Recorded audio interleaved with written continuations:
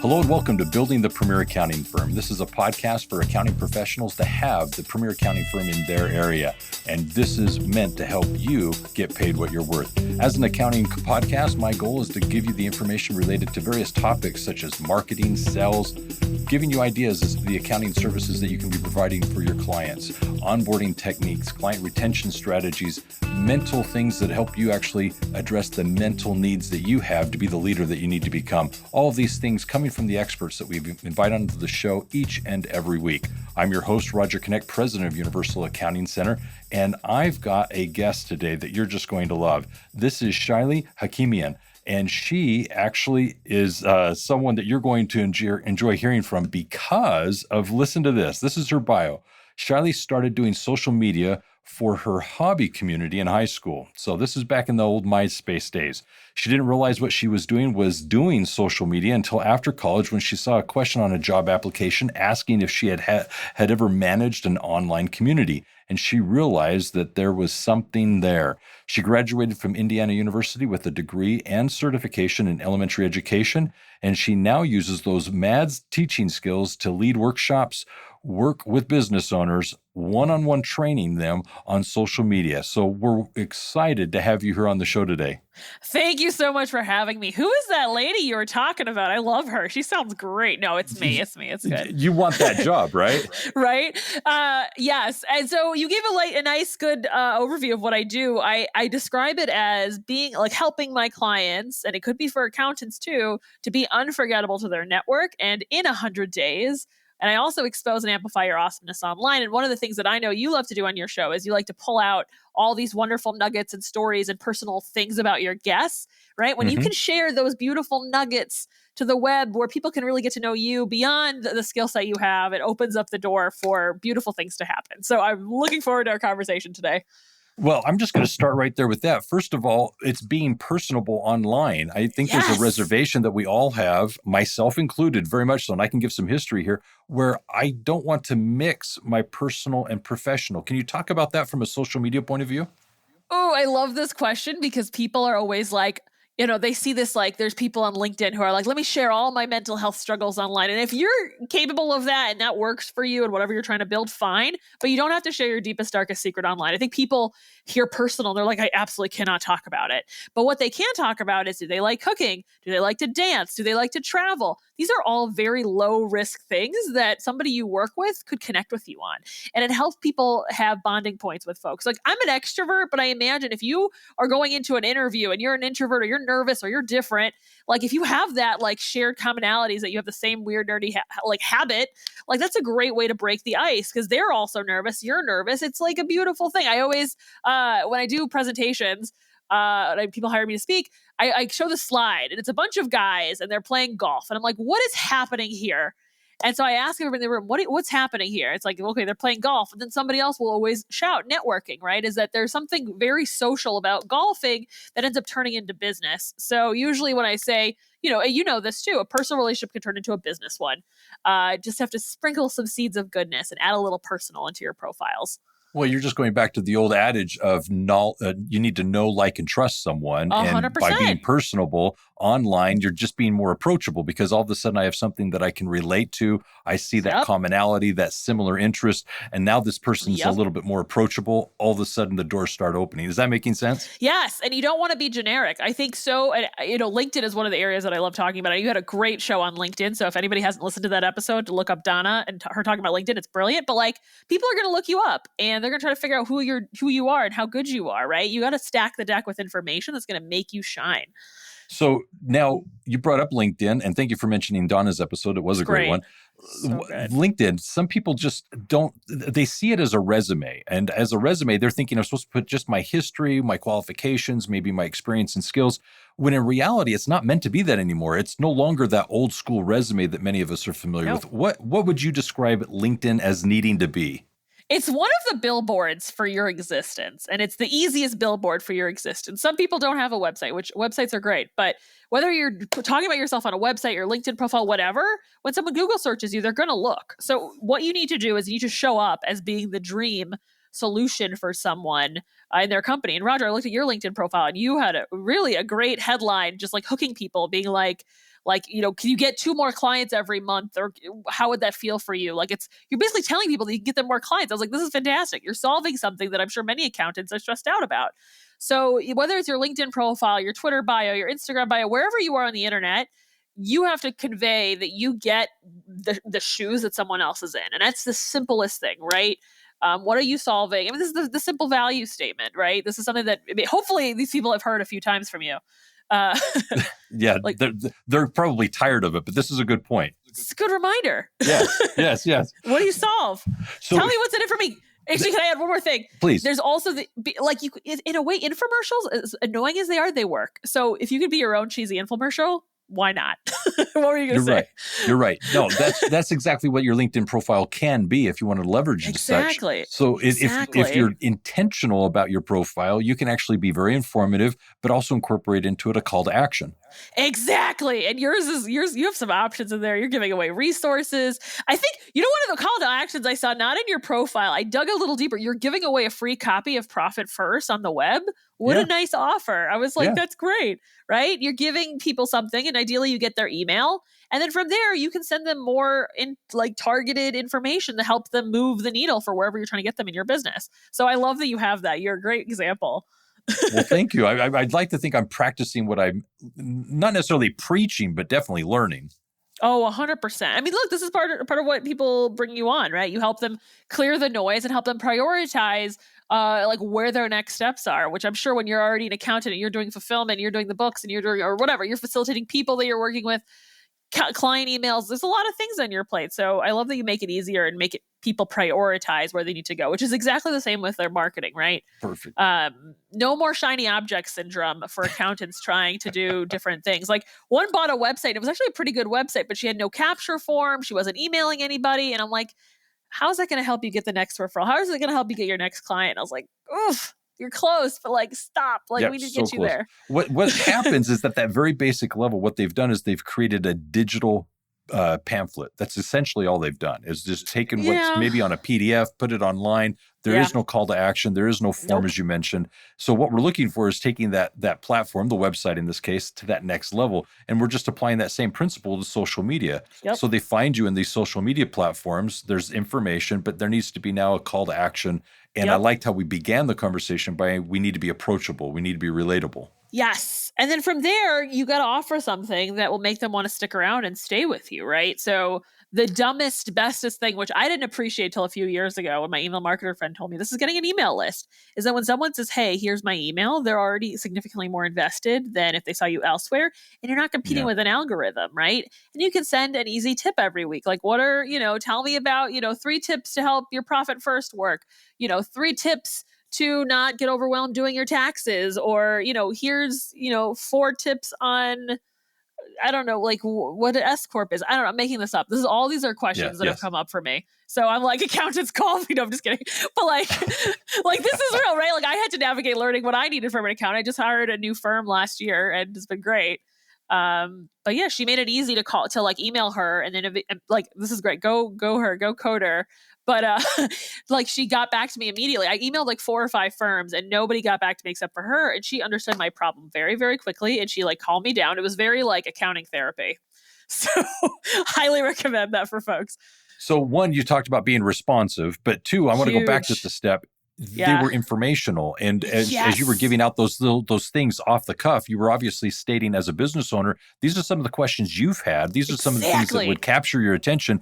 And so if we can leverage social media to be a little bit more informative, all of a sudden people are going to start to notice, hey, I'm learning. I want to follow this person because I'm actually getting better at understanding things that are relevant to me because of what they're providing me for free. You're hitting it exactly, right? You become the trusted person that knows the thing about the thing. And people are very confused about accounting. They are dying for this information. There's something simple that I tell people that they can do to make this easier. Because some of your accountants tell me, are they kind of early stages of figuring out how to market? Maybe they're all word of mouth and they're like, oh no, what do I do? Because I have a tip for them. Please, no, what would the tip be? Because there are a lot of people that are in that phase. Yeah.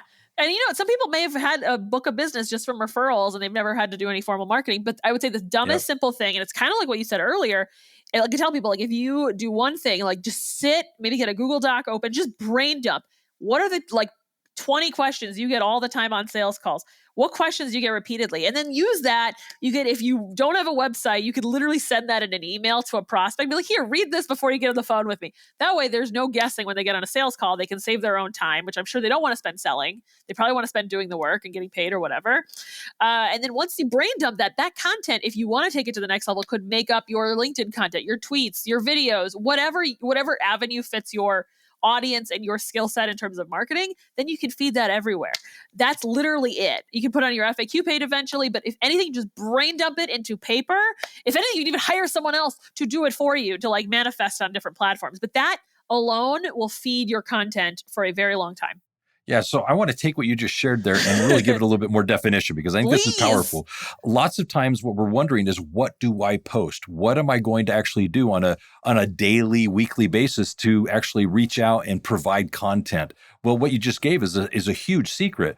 Listen to your customers. What are the conversations you're having? What are the common questions that they're asking? And what can you do to either address those in a post, give some information, maybe address them in a meme, maybe put an image you create on Canva where you have a picture of you with this content next to you. All of a sudden, you're creating posts that can be put basically on most any platform. And all of a sudden, you're educating your customers for free on the things that they're commonly asking you. And this is what the other business owners would want to ask. This is on their mind. And so it's resonating with them. And all of a sudden, you're now having this continual feed of information that's coming from what your customers are already asking you and wanting to know. Yup. And then the next customer has the same question, doesn't need to ask you on a sales call. Saves you time and potentially makes you more money because they're already going to trust you, right? Customers are going to give you 5 hours to pitch them, but your content could save you all that time in a nutshell. Yep. I 100% love what you said. So agreed. Perfect. Well, now we've addressed what to post. We're talking about obviously having an online presence. So give me some idea of what a happiness hack is. I know you talk about this. Oh my gosh, this is great. Okay, so we're going to go into the fun of a whole different side of my world. So I love the idea of happiness. Actually, I should tell you this. I had to find my own happiness as a child. I didn't have any friends. I didn't know how to socialize. I was bad at social skills. All of this stuff I had to learn the hard way. Hold on. You were bad at social skills? You're like an Energizer bunny. Well, but, some people, I didn't know how to harness that, I think, at a younger age, right? Now I kind of do. I've learned, I've had speaker coaches, whatever. But I remember feeling broken, bullied, teased in 5th grade. And this is great. I hit my rock bottom in 5th grade. And I say that it was a way better deal to do it in 5th grade than now, because I definitely couldn't afford it now like I could have in 5th grade with a family. So actually, no, business is good. But I mean, having a life crisis when you're, a full-fledged adult is very different than when you're a child and you have a family to take care of you. So, yep. I wasn't that happy of a kid. And so, I've had to teach myself how to find it. So one of the things I did over the years, and I did this in very different iterations, is I would either do hype videos where if I did something amazing, like a workshop or a presentation that I was really proud of, I felt like a rock star, I'd record a video to myself. It's like, Shaily, if you're having a bad day, just know everything's possible. I just did something crazy today. You're doing great. And I would save it and watch it on bad days. And eventually, self-talk, sure. And eventually it morphed into anytime anybody would write something to me, like a client or a friend or somebody would say, you helped me so much, or you encouraged me or whatever, I would screenshot it and put it in a Google slideshow. So whenever I'm sad, I just look through the slides and all these people say nice things to me when I'm really sad. So it helps. I can't cure depression, but I can make you smile in a bad day. So I want to tap into this because I also, as a youth, dealt with depression. I was pessimistic. I was one of those that would, play the devil's advocate. I was always wanting to focus on not necessarily the negative, but I was willing to ask those types of questions. And it was I wouldn't say a dark place, but it definitely wasn't a happy place. Now, flip that around. In my mid-20s, I had this pivot, and we could go into each of our own pivots. But I, like you, had that happiness hack where I all of a sudden realized, look, this is entirely up to me. I can decide right now whether or not I'm happy. And gaining that ability, I mean, it's more than just a decision. There is a lot more that goes on to it. But to simply make it a decision, I just want to overly simplify this right now. To merely decide I am happy, life is good, I love what I do, and that choice can really impact the rest of the day for me. And I'm not dependent on anyone else to give me permission as to whether or not I should be happy today. I don't want to be robbed of that. I'm totally empowered by this. And so is there a moment in your life when you had that pivot? Oh, choosing to be happy? I mean, I don't know. It's hard because there's so like I feel like one thing my generation does well is we talk about mental health issues and like yeah, we can say hey, we have to imagine that we're going to make it that way, but there's a lot there. Medication doesn't hurt. So I don't want to like dismiss that like this stuff is easily curable. Yeah. But I will say that fifth grade moment was huge because from there I knew that like I wanted friends. I didn't have friends and I wanted friends and I just fought for it in middle school and eventually I felt like I was socially like in tune with people in high school and I was like great and that led me to a lot of things from my weird hobbies to eventually a career. So that rock bottom was really a big shift for me because I was like I want to be happy and I kept telling myself this is what I want. I like hoped for it all the time and eventually it stuck. Right. And I feel lucky that I was able to do that. I know not everyone can. Well, So, any of the listeners that are listening that are dealing with either depression or you're dealing with a situation of self-doubt, I highly recommend that you take a moment and realize that, first of all, you're entitled to that. Happiness is something you deserve it. You have every right to have it. And like Shaily was just mentioning, whether it be through maybe some medications, activities, friends, therapy. there is a pathway to it. And what you need to do is find what that is that's missing so that you can actually tap into it. Because I really hope everyone that's listening to this has found the happiness that you're entitled to. That's huge. I like that. That's a big goal. That's a big goal, but I hope that they can find it. And I hope they use the resources out there and talk about therapists. I have a therapist. I have a psychiatrist. I have friends. I have coaches, accountability people. You know what? This is the Shaily team, and it helps me achieve what I'm able to achieve every day. And it's not perfect, but it works. So let's talk about this Shaily team. This is huge. Yeah. I think a lot of times people, when they consider either psychiatrists, therapists, coaches, what they presume is something's broken and therefore I need help. And that's not the case. No, you don't have to be broken to need help. What it is it's basically recognizing you have so much more potential and you would like things to be better. It's not to say they're wrong. It's just merely to recognize that things could be so much better if I got some help, got some direction, got some accountability. And so you go out to these resources such as a therapist, a coach, a psychiatrist to say, you know what? I think it can be better than it is. It's not that it's broken. It's not that it's bad. It's just I know it can be better. And so I think that's a much more healthy perspective of reaching into those resources. Yes. I'm going to say yes and to all of that. When you have the help, it's huge and it makes you better, right? Like if I didn't have my speaker coach, I had a big talk that I did last year. Actually, it was almost a year ago now. I was working so hard on it last year. But if I didn't have her, my talk wouldn't have sounded as good. But also, like, my speaking skills have improved greatly because of her help, right? If I didn't have the accountability coaching I brought on last year, like, I probably wouldn't have achieved as much as I thought I could because someone was in my head constantly telling me I could do it. So it's an investment, but it makes me better and it makes my life better. Like I got one of my people on my Shaily team. I had a home organizer come in, right? My apartment was a little crazy and she came in and just getting my space cleared out, I feel like made everything better in my life. And that's great. It just elevates my potential. It's like I'm buying superpowers. So like if there's help, like take it, right? And like you said earlier, not everything is always broken. I think one of the things that I love to do with my clients is a lot of times the people who are most likely to be successful with my help are people who have a referral network, who are very well connected, who are, who have the people and the right information to like solve whatever they solve for them. Right. And, and so for them, like, it's not that things are broken, that their priorities need to be reshifted because they have all the right ingredients to be successful, but they're not, feeding those people. Right. Like the simple question I always ask, like my leads or my clients, I'm like, how are you currently staying in touch with the people who are most likely to give them your next client? And then this is all relationships and friendships. And a lot of times they're like, oh, wait, I'm not really consistent about it. Or maybe I send an email every once in a while. I'm like, well, that's already a huge moment of missed opportunity because they don't think of you on a regular basis. They're going to refer the business to a different accountant 6 months from now when they forgot about you and your firm. Yep. So, there's this unforgettable element to keep you coming back.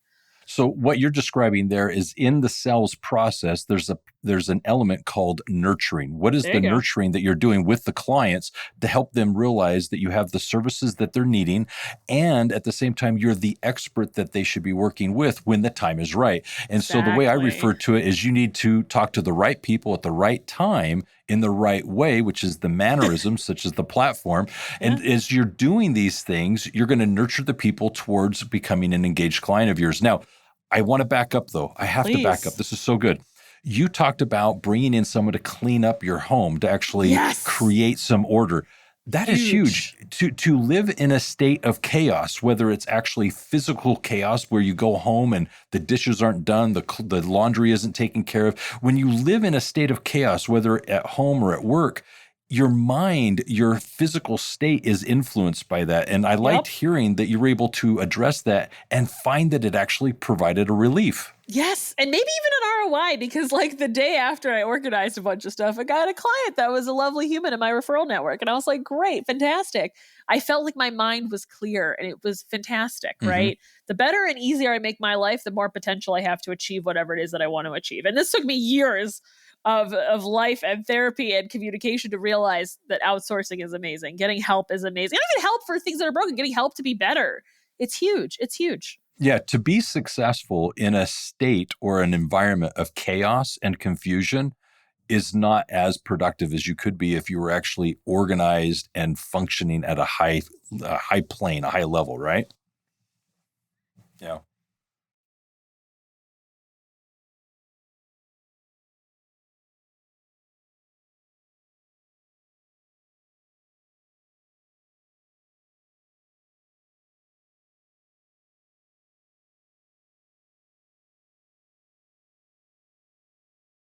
Yeah. Yeah.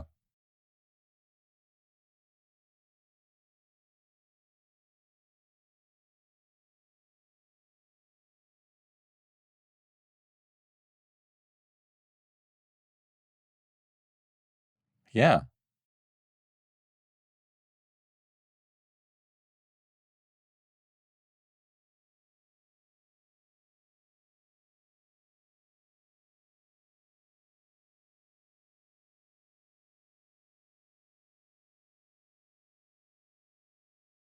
You know what? As you're describing that, I can relate because in my kitchen, in my home, everything has a place. If it's out of place, it's easy to know where it goes. And I'm just going to give you an example of my closet. In my closet, I've got long sleeve shirts with long sleeve shirts. I've got short sleeve shirts with short sleeve shirts. I've got dress pants with, I mean, it's just, this is how I organize everything. And I actually am so, I don't want to say particular, but maybe I am. Some may say anal about this, but I rotate my clothing through so that if I wore it, it's on the right-hand side, and I know the thing that's to the left is the next item I should be wearing. And if it doesn't match the outfit, I skip it. But yeah, I find with that, I'm able to focus my mental energy on things that matter, not this chaos of, did I wear that last week? Did I wear that this week? That, you know, my I don't have to worry about any of those things. Yes. All right. The Mark Zuckerberg style. This is the Mark Zuckerberg there you style, go. There you right? go. He does it. The work uniform. Yes. I love it. Yes. All right. So now you said a little bit ago, because we're just racing through this. You said a little bit ago that you have hobbies, crazy hobbies. I want one of them. Okay. So I was telling you, I have a crazy thing I'm doing this weekend. It actually relates to the business story you shared earlier, where I found my community on MySpace. So I don't know if you've ever watched Big Brother and Survivor by chance. Usually not, but maybe. Big Brother, heck no. I can't say I've ever seen it. Survivor, I've seen Survivor, yes. Okay, good. So that'll help. So what I did is I found fan communities on MySpace of these like shows because I really loved them, and I didn't know anybody in person who watched them besides my mom. And so, okay, pause. Does MySpace still exist? No-ish. They like relaunched a like fake MySpace, I think recently. There was like a novelty. Not really. Like maybe like a fake version to like nostalgia. It's weird. Okay. But Tom is continue still with alive. Your story. Tom is still alive. Apparently with a lot of money. So Tom from MySpace. So here's what happens. I found these people who also love my shows, and we would hang out in these chat rooms and talk about the episodes or whatever. And eventually one day somebody posted like, hey, we're going to be playing online Big Brother. And I was like, what the heck is online Big Brother? Like, is that a thing? We literally played an online version with online competition, scheming, strategizing, voting people out of this show that I loved. And I thought, this is the coolest thing ever. It changed my life. And I was like, oh, how sad it's over. Little did I know there was a ton of nerds that love doing these over and over and over again. So I found this community of people who hosted these games. And so the community I ended up managing was actually an online community for the people who love to play online versions of these games. Nobody had aggregated us together. Everyone was kind of spamming the groups for the fan groups, and that wasn't the right place for it. So I managed a whole community. I saw a need and I created a solution for it, which is something I love to do. So where that ended up leading me to this weekend is that playing on the internet takes a lot of time, like a lot of time. Like 3 months of a game, like a 3-month game where I'd be texting at work sometimes to try to like win this competition. It's very weird. Heaven's it's sakes. crazy. I'm like real nerdy. And I had to stop because it was too much time commitment. I have a life, I have work, I had things to do. So my friend, this is more than 10 years ago now, was like, hey, my friends are hosting an in-person Survivor game, like in the woods of Michigan. And I was like, what are you talking about? We're going to play Survivor in the woods? And I had never gone camping before. And so I went and I played, we schemed, we strategized, like, you know, it was fun. And that one, they gave you food and drink and you had a little bit of shelter and tents. So it was fine. But then I was like, oh, this is so cool. I'm so sad it's over. Then slowly but surely we realized there's a whole bunch of people that want to play these things. So I ended up playing, I don't know, more than a dozen of these in-person games over the last like 10 plus years. We actually, another launch, I was part of the founding of the live reality games community, which is what I'm talking about here. We're very nerdy. We play Big Brother, Survivor, The Mole, Amazing Race, like all of these, we make our own shows. So this weekend, where am I going? You might ask.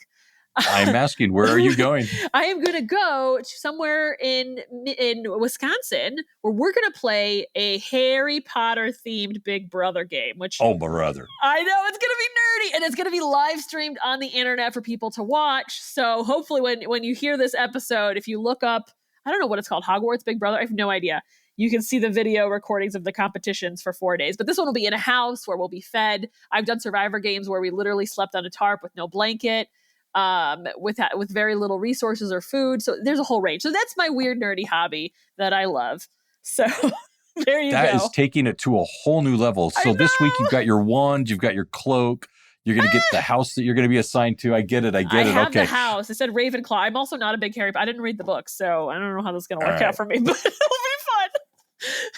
Yeah. Well, I'm thinking you're going to be creative enough. You're going to be all right. So here's the funny thing. I can totally see you doing this. Just hearing you right now, the enthusiasm that you have for it is quite obvious. So this is quite fun. All right. So I'm going to circle us back now. In circling us back, I want to go back to marketing. Yeah.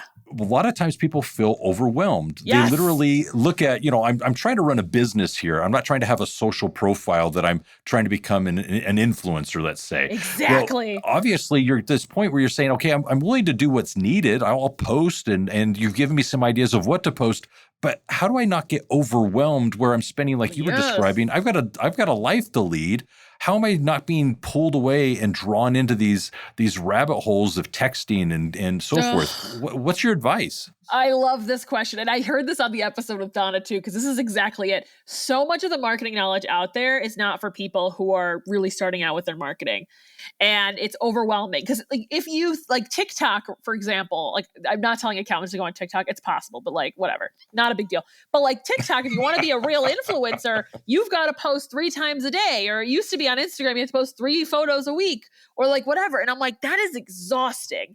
And that is like, if I told a person that had a full-time business that was already too busy to do that, that would be like a no-go. It's stupid. So you have to find the right balance. And Donna said this brilliantly, which I love to hear it from other people because more people need to say this. You have to find something you can commit to and stick with. Yeah. I always use this example of, I don't know, I never watched Game of Thrones, but I know people were like obsessed with it. If Game of Thrones released like, I don't know if they have 10 episodes a season and they were like, we're just going to release 3 and then maybe we'll get back to you in a few years with the last few episodes because we're busy and we forgot to put stuff out. Like people would be mad and they're heartbroken. Not to say that I'm somebody who's as famous as Game of Thrones or anything like that, but people are looking forward to your stuff. When they see you consistently showing up, it's a relationship that you're building over time and it's huge. So consistency is key. Find something that you can stick with, right? Like I secretly only posted once a month on LinkedIn because that's all the capacity I had to post. I've upped it to every other week. That's a secret, but it works out. And same with my email marketing. I learned this from my email marketer friend. She's like minimum every 2 weeks because every month they're not really expecting it in their inbox. Like every 2 weeks, it's like, oh, Friday mornings are when Shaily sends her emails. They're more likely to like keep it in their mind when they see me pop up. It's like, oh, it's Shaily's day. And all I do is I put one simple, easy tip in their inbox every single week. So that any of your followers and viewers, if they want easy social media tips that are super dumb and simple every other week in my email. Love it. But that's how I do it. That's how you have to find something that you can stick with. Which if you do that brain dump I told you of all those FAQs, like tips that people don't know about accounting or, mistakes people make when hiring, things you shouldn't pay for. I don't know, things that you could do write-offs on. I don't know. What do accountants need to teach people like me who don't know anything? Like if you could put those out, it helps. It helps a huge, huge amount. And if you can put out a little bit every week, you are going to be the star to this person who needs your help. I'm going to add to that and simply say that one of the things that makes it easier for a person to start out with social media, especially when it comes to this question of content and not becoming overwhelmed, is one, just talk about what your questions, talk about the questions that you're getting from the clients that you're already working with. Yep. What are they asking you? And then you're going to answer it to them. It's on your mind. Now go back and create something related to it in social that you can post where you're answering the question that they had, because there's a good chance that somebody else in your audience also has that same question. You just answered it. Go ahead now and answer it for the audience that you have, and there's your content. And it's just going to naturally come if you pay attention and just listen to the customers that you're working with your potential clients, current clients. They will ask you, so what's the difference between an income statement and a P&L? Oh, I don't know. The same what thing. Is it? It's the same thing. What's the difference between a balance sheet and an income statement? These are common questions that for an accounting professional, we're like, well, yeah, we know that. But for a business owner, that's oftentimes embarrassing or confusing or something they don't want to ask. And here's your chance to say, oh, I didn't realize people had that as a question. Here's my chance to now answer it, and we'll go forward. I'll just give you a good example. One of the common questions that I experience as I work with owners of accounting firms is they'll struggle to understand the difference between marketing and sales. And so as I start the conversation, I just go ahead and I say, well, this is the definition of marketing. This is the definition of sales. And they have this epiphany. It's like, oh my heavens, finally the lights have come on and I can totally understand what you're talking about. By the way, if anyone's confused just with that statement, I'm not going to leave it out there and unanswered. Marketing is anything and everything you're doing to identify and find potential customers. Once they've raised their hands, they've filled out a form, given you their contact information, identified themselves. Now that you know who they are, they move into a sales strategy. Sales is nothing more than what we were sharing earlier, the nurturing that you're going to use to move them towards meeting with you. That would then end with an engagement, them becoming a sale. So if you can see what is my energy or effort being put into marketing, I need more contacts, more potential customers, or I've got plenty of people that are business owners that I'm talking to, just none of them are my clients. I need more of these people to become clients. Then I need to go into a nurturing marketing phase or sales phase and take those clients or those potential clients and move them to becoming clients. So anyways, just a quick little illustration of that. So, all right, here's where I want to go with this. Oh, okay, because I have thoughts. I love it. Oh, go. Give me thoughts. Come on. I have thoughts. So here's Shaily, do it. You're hitting on one of the biggest things that I love to solve for my clients is, right, you said sales and marketing, but it's also the other big one that I notice is business leader who understands business really well with social media freelancer. Actually, I have a guide on my website that just explains the entire industry, pricing, different kinds of service providers you can hire to help you with your social media. Every single one of them is great for the right person, right? So a lot of times they'll get, I need a social media person, go do the work and then get me sales, which social media is more of a relationship building engine than it is it's like a part of the funnel or whatever you want to call it. But a social media manager, they're more like an administrative assistant in a sense, where they're there to do a task. So when I used to be a social media manager a very, very long time ago, it was, okay, we need content about disabilities. Okay, let's put a few nuggets on this. And then I coordinate and I facilitate. Great. I'm not the person in charge of whatever the strategy is. So for a lot of my clients, they've got the audience, right? But they don't know that this social media manager can get them ROI if they feed their audience insights and tricks and tips. And when they're expecting their social media person who's not a strategist to figure this stuff out, it doesn't work because the social media manager is a young woman that isn't the most empowered or confident yet in their career. They don't know how to say, hey, you person are nuts and you don't understand social media, what you're telling me to do to turn it into a sales machine.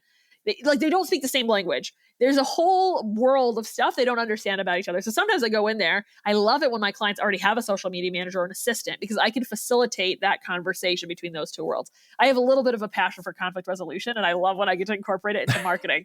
So it's a whole other can of worms. So all right. I want to jump in here. Jump in because I think what you're addressing is a very common question, which is at what point doing the social media, realizing it has value, I want to continue it, but I don't want to do it anymore. And what you're talking about is then hiring someone as a social media manager, an outsourced person perhaps, and they're now taking the reins and they're going to be doing these things for you. And you've got to actually, in my personal opinion, having done this, by the way, because I do have somebody that's managing my social media at this point, is you first of all have to understand what is all of this about. And the only way to do it is, or to get that understanding is you've got to do it. Now that you're doing it, you're able to then have a more intelligent conversation with somebody else that's going to be managing it in your behalf. Otherwise, if you just hire someone and say, go do it, what is it? They don't know. They don't know your persona. They don't know who you are. They don't know what you're trying to emulate to the audience. But if you have a track record, some history, they're able to then take and duplicate that and carry that forward. Does that make sense? Exactly. That's exactly what it is that they can't fill that gap for you, and they're not knowledgeable enough to do that. And a lot of times, if you don't give them the right information, you're not going to get the right results. So you need to have that. You need to know where the ROI is going to come from if your social media gets managed, right? I know that if I post consistently, people will call me. So theoretically, I could probably offload it, but that's already a skill, hard skill in itself. But I love that you said, try it to know exactly what works for you. Because then you can get someone who's an expert in social media and you already have a plan that they can execute on. If you don't know what to give them to do, that's when you call somebody like me who can help you understand what you have, where your missed opportunities are, where your golden nuggets are. Usually every client has some sort of advantage. I had one client, he was weirdly good at PR, but he didn't validate that. I was like, well, you should use PR to do stuff. And he liked writing. I was like, PR mixed with social media, or not mixed with PR, blogging, and SEO could be his route, right? I have different people who are better on video, right? So that should be their route. That's a big piece of this puzzle. I'm going to add one other thing to it, and some people may not be familiar with this term, so I'm going to illustrate or explain it a little bit. There's what's referred to as a style sheet, and they're typically in larger companies. But a style sheet for you is, what is the look and feel that you want to have all of these postings to consider? Do they have your logo? Where does the logo appear? It appears in the bottom right. Does it have a phone number? Yes, it has the phone number. It's going to be in the top right. It's going to have a call to action. I mean, what do you have that the person that you're going to offload this social media stuff to is going to use as a template to actually create the media content for you.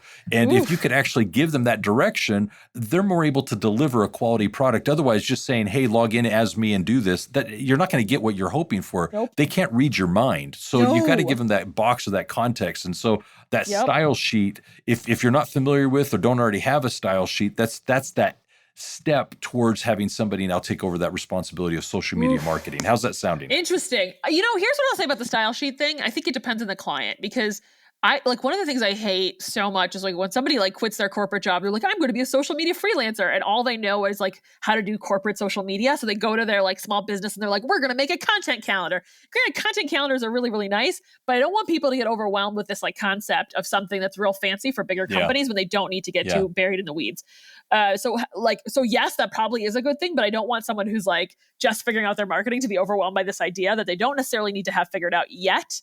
But what I do as an alternative to going into that whole process, 'cause I don't have a style sheet, I don't have any of that stuff, is I extract their story and their vibe, right? I had a recruiter that had all of these stories. She's like, I don't want to be annoying, I don't want to be spammy, and I don't want to come off like these other recruiters.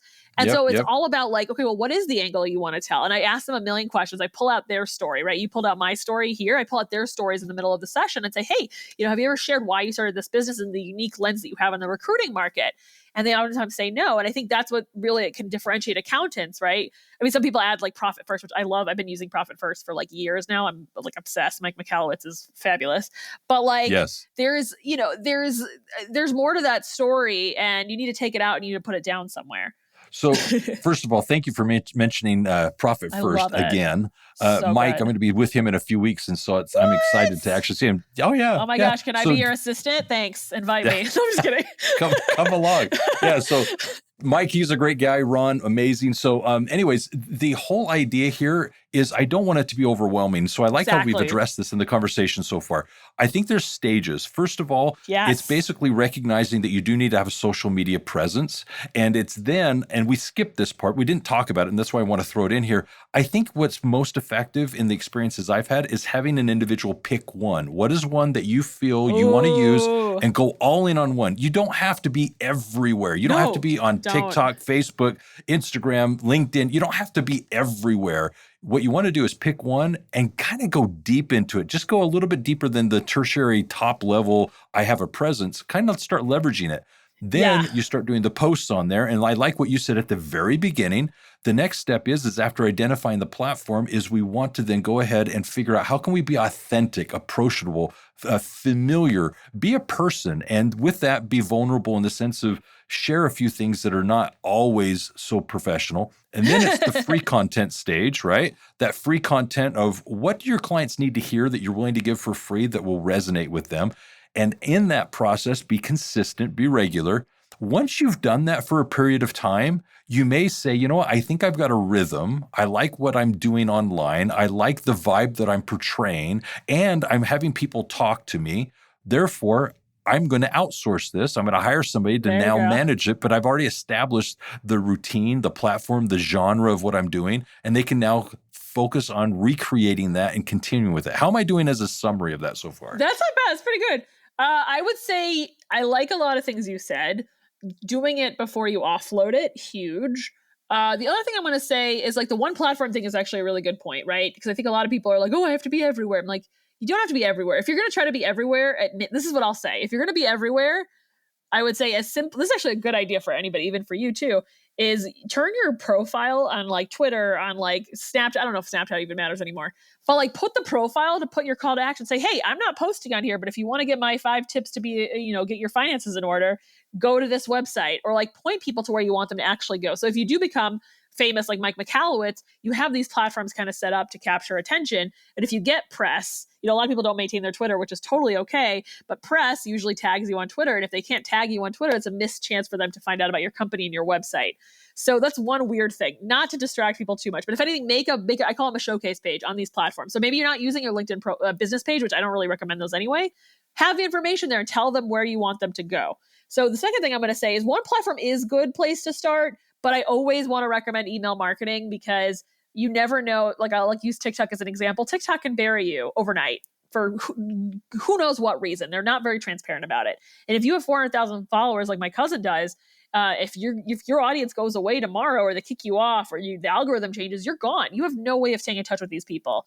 So if you can capture those names to use at some point as an email marketing, that's going to be a really, really great, stable source. The other thing I'm going to say that's really, really important, especially for this demographic that you're serving, is that they're probably going to be getting customers by referral. And so if you're starting with 0 on one of these platforms, it's going to be really, really hard. So if you have 50, 100, 20 people that care about your business, who maybe will refer you or who your clients or past clients, those are the people that are going to be your first followers. And if you only have 20 that really, really matter to you, feed those 20. If you have 10,000, feed those 10,000. Go to where they are, or go with where you got. Some people, like my dad, he's a WhatsApp influencer, right? All of his people are on WhatsApp. That's his platform. And so that's a huge one for him to aggregate his people, right? To speak to them where they are. So I would say that, like, yes, one platform is not bad. Email marketing plus another platform, maybe a third, but it really depends on who you're serving. That would be huge. Now I'm going to harp just like you did on email. There is a lot to be said about this, but I want to keep it simple. You pointed out that the platforms, if they changed, if they ended up going away, if you don't have the email of the individuals, you've now lost all that contact. And so the whole purpose is to move them from a social media platform into the point where you now actually have their emails so that you can actually nurture them through something you have 100% control over. Exactly. That right there is a golden nugget that everyone needs to tap into. If you just let Facebook, LinkedIn kind of dominate everything, and then for whatever reason they disappear, or maybe the people that you're trying to reach out to lose faith in that platform and they leave the platform, all of a sudden you lost that contact. One of the biggest complaints that happened back with Facebook is all of a sudden people started posting it, but yet none of their audience was seeing the content because they wanted you to boost it and pay for it. Well, if before that you had acquired all that information in an email, you are able to use that autonomously from a third party. So I think your comment about email is hugely important. All the goals that you should have should be to capture that content so that you now have it within your full control. There you go. Exactly. And I have a feeling in the accounting world, they probably have their clients' emails already. Now, granted, you should ask for permission before you add them to a marketing list, but that's the easiest place that you can start, I imagine. Is that true for accountants? Yes. So now we're hitting on all cylinders here. This is really good. All right. Great. So I'm gonna take this back to something you said earlier as well. I want to get some thought on this. You shared earlier that you work with coaches, you've worked with therapists, psychiatrists. Oh yeah. I'm curious, what is a principle, a business concept that you learned from a business coach, perhaps, that you have found to be very helpful as you've been running your business? Just give me a kind of a best practice type thing.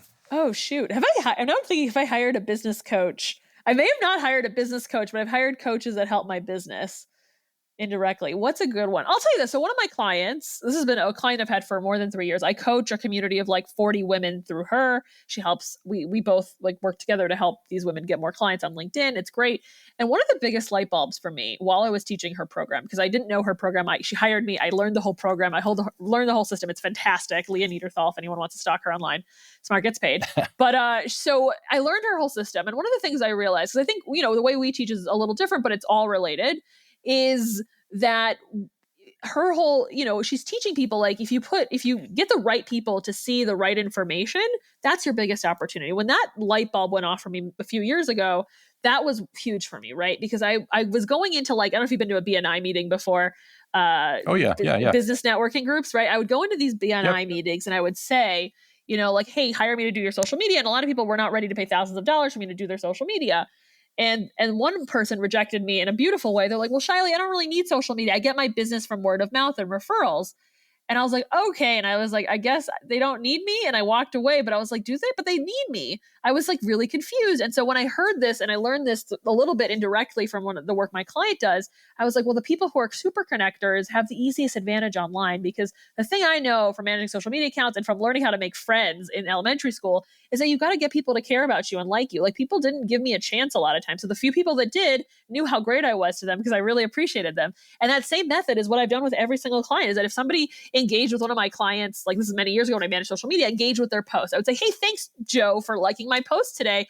I really appreciate your comment and I feel this way. They would feel personally connected to me, right? And I knew that for my clients to be successful, that's what had to happen. And so I was like, well, that takes a lot of time. Like, I'm not going to convince people to do that. So when I realized that there's people, some of my clients, like, they don't have that bucket of referral network, but the clients that I best work with already have that. They're influencers in their own world. And that's going to make, that literally is an audience for them. People already trust them, but they're not seeing them every day. So social media is like a massive amplifier, right? One example, I know you like stories. Like, I had an Indian matchmaker client. She's fantastic. She's blowing up right now too. I worked with her many years ago. And she was telling me, like, she was posting on Instagram and she was hoping random people would find her, which I think she has gotten bigger on Instagram. But one of her biggest buckets of opportunity were the single men that she wanted to serve were actually her followers on LinkedIn, but she never posted anything on her LinkedIn about her matchmaking company and never posted any tips or tricks that would help them realize that she understood where they were coming from, wanting a little bit of tradition, but like in a modern way. Like, that was her angle. And she said that like when she started communicating what she does, like, those people were easier to raise their hand and say, hey, I need to hire you. So that is a huge, huge, huge part of this whole thing. So, by the way, as you were sharing that story, I don't know if anyone's familiar with this, but instantly it came to mind that my wife has the guilty pleasure of watching 90 Day Fiancé. Oh, I've been there. I've been there. And at the exact same time, she watches Bachelor or Bachelorette. And so I get a little peppering of this, but to your client's credit, I enjoy watching Married at First Sight. So there you go. There you go. I mean, look, we all love, all this. There's a lot of shenanigans. It's the reality show kind of stuff. We need an escape. We need an escape, right? Yeah. So, so that's a huge thing, funny. Right? Have an audience and speak to them. Like, if you have one already, you are the easiest person to win on social media. So if you're a super connector, you have a lot of opportunities here already. So yes. All right. So here's another question for you. What is the misunderstanding people have of what it is you do? Some people don't know. They're like, oh, do you manage my social media? I'm like, no, I don't. And they're like, well, I already have a social media manager. Why do I need you? And I was like, because your social media manager doesn't know how to tell you that your ideas are not relevant to social media success. So there's a lot of stuff like that where people are like unsure of like, what is it that I do? Like, I don't know, like, some people think like it's something little here or there, but really it's a process. I think, some people are like, oh, let me just answer a few questions for me. I'm like, that's going to help you. Anytime with me, I confidently think it will help people. But like, I like to take the time with people. I want to get a mindset shift about, like, I usually say 3 months to really get them from, a little bit lost and confused to like having a repeatable, easier system that's really built around their strengths. I think that is one of the things that people don't expect that as part of the experience, but that's what I know is going to take for them to be rock stars. I'm going to use the word rock star, whatever, be successful online. So that's a misconception that I think people have. I think the other thing is like they think, oh, you're going to help me go viral. And going viral is like stupid. Not stupid. It's not bad. Like you can do great things, but like if your goal is to go viral, you're missing the point. Because even if you do go viral, let's say you get a bajillion people to see you, if there's nothing else that's like what you've shared virally for them to engage with afterwards, their memory is going to disappear. They're going to maybe forget about you, right? Like Rebecca Black, who had that song like 10 or 12, 15 years ago, like she kind of is still famous, but most people don't think about her anymore. But if you don't have any way to capture people, this is why email is so important, then all that attention goes into the abyss. Like TikTok is a great example, like, or Instagram maybe even too. Like if they like one of your posts and they look at your other posts and they're also exciting, then they might actually follow you. But if you just have one thing that blows up, that might not get you what you need. You need a way to guide them to the next step, which is the CTA, which I know you're very, I know you educate people on that too. Yeah, CTA, call to action. There you go. There you go. All right. So what you were describing is, in my mind, a one-hit wonder. Everybody likes to be that one-hit wonder, but nobody wants to stall and be known as the one-hit wonder. So, yeah, I totally resonate with that. Okay. So here's what I'm going to do. I'm going to wrap this up. We've had an amazing conversation. In fact, I'm going to go so far as to say something, Shaily, that I don't know that I've ever not only said, but even thought. What? This is perhaps the first episode where all of my listeners are going to turn down the speed on the conversation that they're listening to. So what they're going to be doing is, this is the first time everybody's going to go, I couldn't listen to that at 1.5. That was just too intense at 1.5. I had to go down to 1.2 or if not 1. So this is awesome. I love the energy that we both brought to this conversation. This is incredible. I think this is a memorable occasion here. So this is awesome. Great. So let me go ahead and start with, first of all, an offer. Everyone, in the episode description, go there. We've got Shaily giving us some information that I'd like you to take advantage of. In that, you're going to find also some resources that I'm going to provide. She spoke of the Profit First ebook. I'm going to give everyone access to get a copy of it. If you've not read the book, you need to read it. Profit should be a priority in your business, if not in your business, also in your clients' businesses. And then in addition to that, what I'm going to be doing is I'm going to be putting some information there as to how you can take advantage of some of these great tips that she shared regarding social media. So if you go there, you're going to see that she has some information where she'll send you to her social media Sherpa.